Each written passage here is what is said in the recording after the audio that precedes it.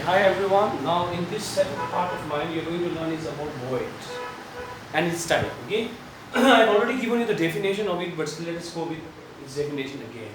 It has three names: void, holes, and entities means same.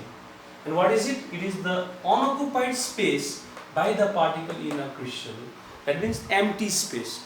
The unoccupied space by the particle in a crystal is called what? Hole or holes or void or entities. Now let us see what are the types of void. There are three types of void, student. One is called triangular void, one is called tetrahedral void, one is called octahedral void. Okay. Now let us see first of all what is triangular void. You can see the picture out here. There are three particles here and a gap in between them is called triangular void. You can see in the picture, students, there are three triangles and the gap between them, in between them is called triangular void. And usually it is formed between three particles. Okay, so triangular void is a void which is usually formed between three particles, and you can see from the picture this gap in between the three particles is called the triangular void. Now let us see what is tetrahedral void. Usually tetrahedral void is formed between four particles, students. You can see here the three particles are down and the dotted one is above it. Let us consider there are three footballs on the ground. The three footballs on the ground, and you are putting one football above it. There are two footballs on the ground, you are putting one football above it, and a gap which exists between them is called tetrahedral void. But to make you understand, it's very difficult from this side. As I said, it is formed between four particles. Three particles is down one, and this dotted one is the another particle, total four. To give you a clear picture, I can make this way then. So the gap, you can see the empty space in between the four particles, okay, is called tetrahedral void. Actually, this is the correct picture. But to make it simple for you, I made it this way because it is formed between four particles. So the gap in between the four particles is called tetrahedral void. Now octahedral void is formed between six particles. Octahedral void is formed between how many particles? Six particles. We get octahedral void. Actually, this is the correct picture. Let me show you once. Let us consider the three footballs are down, and you are making three more footballs above it. You are putting three more footballs above it. I repeat again. Let us consider three footballs is on the ground.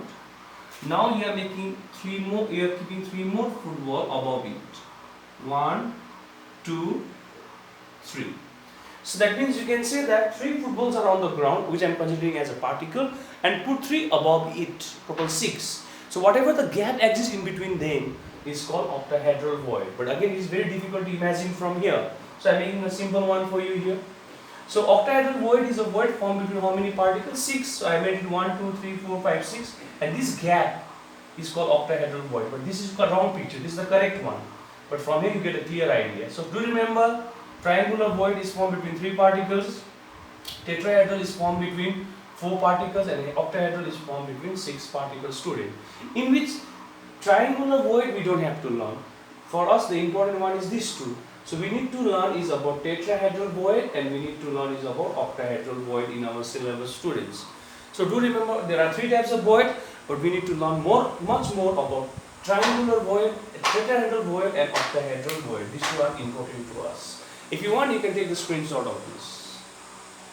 So now, students, triangular void is not there, so forget it. Okay, now these two are in our syllabus, so this picture will give us clear ideas. I am going with these pictures now, and it is formed between four particles. This is formed between six particles. Now you can see from here to here can be regarded as the radius of the particle, represented by capital R, and from here to here can be considered as the radius of the void. Which void? Tetrahedral void, and let it be small r. Now let us see what is the relation between these two. Okay. The relation is small r is equal to 0.225 capital R. 0.225 capital R. Now what is small r? Small r is the radius of tetrahedral void. Radius of tetrahedral void is equal to 0.225 of radius of the particle. Radius of the what? Particle. And to remember this value, you have to remember for objective question, students. This means small r, this means capital R. So what does small r indicates? Radius of the tetrahedral void means small r, radius of the particle means capital R, and this is the relation. So it may come in fill in the blank. Actually this requires a derivation, but in ISA hardly the derivation comes, you just remember the value.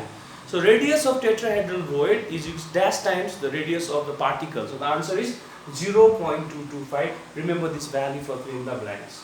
Sometimes the question may come from here like this. Radius of particle capital R is dash times the radius of your tetrahedral void. Radius of tetrahedral void. And they may give you multiple choice options like A, B, C, D. Here they may put 1 upon 0.225. Here they may put 4.24. Here they may put 1.25. Here they may put 0.225. Now as soon as you see the question, you feel happy and you mark this as the answer. That is 0.225. But if you see, this is the reciprocal question, no students? Small r to capital R is this much. But here they are asking capital R to small r. Capital R to what? Small r. So will it be this? I don't think so. Let us change the relation then. R is equals to 1 upon 0.225 small r. That means radius of the particle will be this much times of r. So the answer will be A, students. If you want, you can take the screenshot of this again. So do remember, you have to read the question properly. So the relation between small r and capital R is this. For which void? Tetrahedral void. Okay, 0.225. Remember the value for fill in the blanks. But sometimes they may ask you reciprocal part. That time the answer will be this, students. Okay, this is all about tetrahedral void. Do remember the value and the relation between small r and capital R. This is the radius of the tetrahedral void to the radius of the particle, and such objective equation may be there from it. So remember the value from now on. Now we will go to the octahedral void. Students. Okay, octahedral void. And again, let us consider this as the radius of the particle, which is capital R, and this is the radius of the octahedral void, small r. Now what is the relation here? Let us see. Small r is equal to 0.414 capital R. That means here the radius of octahedral void, that is small r, is 0.414, the radius of the particle, that is capital R, and this is the relation for octahedral.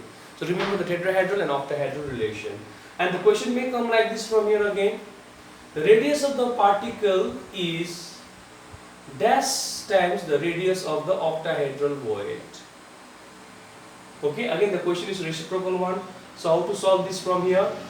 So capital R is equals to 1 upon 0.414 small r. If you bring this down, so capital R is to octahedral void radius small r is equals to how much? 1 upon 0.414. So students, do remember the definition of void and the types of void and the relation between the radius of the tetrahedral octahedral void with the radius of the particle for your exam, which may come in fill in the blanks. So you can take the screenshot of these two and you can make the notes from here. Thank you. So now do remember, students, for tetrahedral void, relation is like this. This is the relation between radius of tetrahedral void to the radius of the particle, and this is the relation between radius of octahedral void to the radius of the particle. And do not forget these two relations for objective question, student. First one is for tetrahedral void, second one is for octahedral void, students. Now very important note for you all. Okay, and this important note is for numerical problem related to void. Numerical problem related to void. So this important note is going to help you to do the numerical problem of the what, students? Void. Now let us consider this way. If the number of spherical particle is, suppose n. Let us consider the number of spherical particle is n. Number of spherical particle in a question is how many? N. So therefore the number of tetrahedral void will be how much? And the number of octahedral void will be how much? So students, if the number of spherical particle in a crystal is n, then the number of tetrahedral void will be double, that is 2n, whereas number of octahedral void will be simply what? N.